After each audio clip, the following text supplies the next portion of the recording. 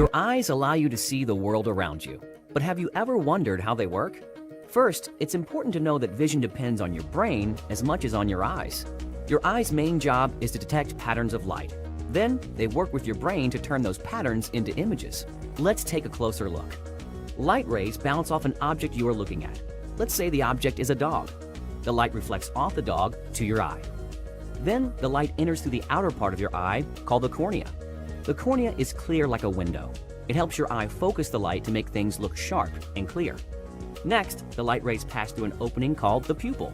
The pupil is the dark round circle in the colored part of your eye. The colored part is called the iris.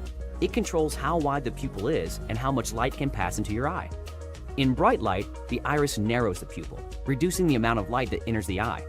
In dim light, the iris widens the pupil to let in more light. All of this happens automatically. Behind the iris is the lens of the eye. It helps focus the light coming into your eye so you can see things clearly. The lens flattens so you can see things that are far away, and bends so you can see things up close. When the lens, cornea, and pupil are all working together properly, they will focus light on the back of the eye. That's important because lining the back of the eye is the retina. There are about 130 million tiny cells in the retina that are sensitive to light. When these cells detect light, they turn it into electrical signals. Those signals eventually make their way through the optic nerve, which is like a cable connecting the retina to the brain. The retina helps create a rough image, but it sees the world upside down.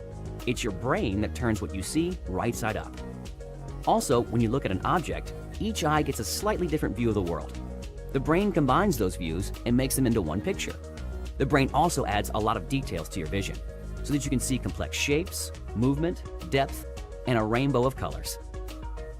And of course, the brain connects your sense of sight to things you already know, so that when you see a dog, you recognize it as a dog, and not a cat or a monkey. And that's how you're able to see.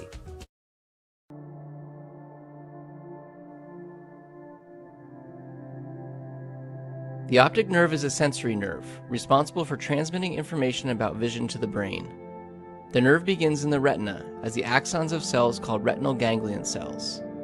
These axons come together to leave the eye at a region called the optic disc and form the optic nerve.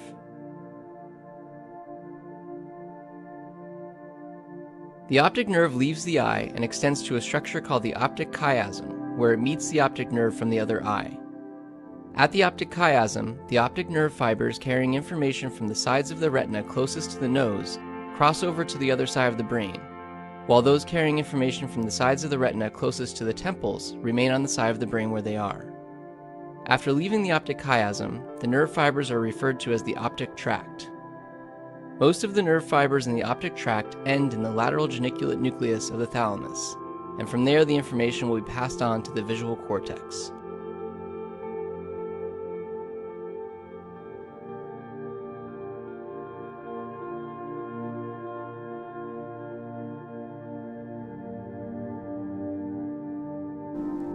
This time on A Moment of Science, mirror, mirror on the wall.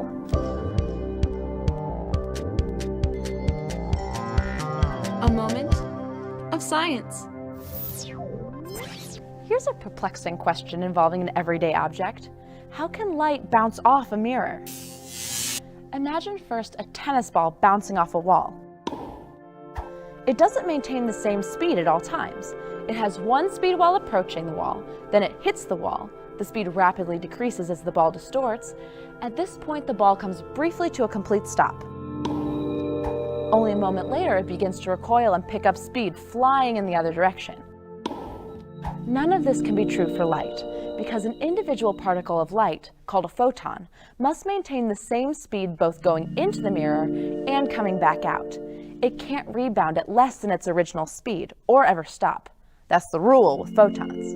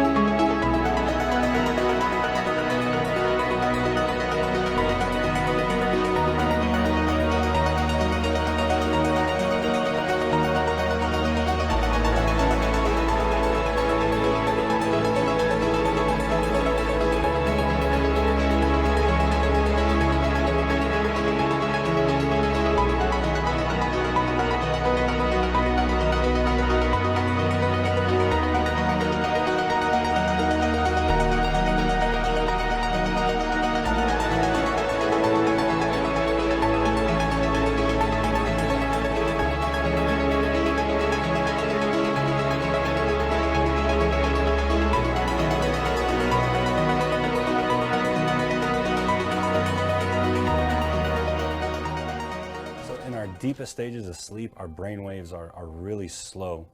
But just because our brain is slow doesn't mean that we can't, let's say, have thoughts. Those thoughts can lead to actions while you sleep. You may think of something and you may say it, sleep talking. You may think of a place and you may walk there, sleep walking. People may think of food and go into their kitchen, sleep eating disorder. While sleepwalking is more common in children, doctors say it can happen in adults during the deepest stages of sleep. Someone typically doesn't know that they're sleepwalking, they have no recollection of it, someone's reporting it. Doctors say stress, physical activity, or sleep deprivation can trigger sleepwalking and sleep talking. First line therapy, what we want to do is keep them safe, so we put locks on doors and make sure that they don't get out of the house.